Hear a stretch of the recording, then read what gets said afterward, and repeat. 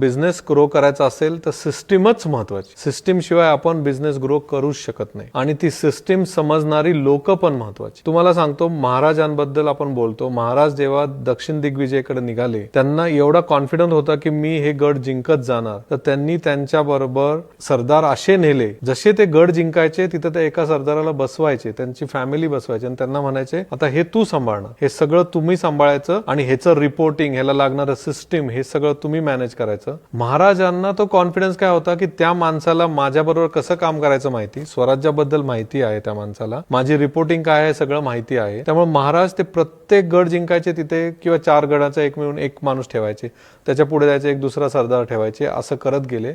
हेच बिझनेसमध्ये आपल्याला करायचं आहे. तुमचं एक शॉप आहे आणि दुसरं शॉप तुम्ही काढण्याचा विचार पण जेव्हा करताय, पहिला प्रश्न तुमच्याकडे आला पाहिजे की माझ्याकडे सिस्टीम आहे का. कारण सगळं जर तुमच्यावर डिपेंड असेल, म्हणजे कस्टमरशी तुम्हीच बोलताय, सिस्टीम तुम्ही सगळं तुम्हीच करताय, तर तुम्ही दोन्हीकडे जाऊ शकत नाही. तर तुमच्याकडे सिस्टीम आहे का आणि माझी सिस्टीम समजणाऱ्या अजून माझ्याशिवाय कोणी आहे का. तर तुम्हाला ती सिस्टीम आणि लोक पण आहेत जे सिस्टीम बसवून देतात. तुम्ही आधी ती सिस्टीम बसवा, लोकांना ट्रेन करा आणि मग त्याला दुसऱ्या शॉपमध्ये घेऊन जावा. तसंच तुम्ही स्केल करू शकता.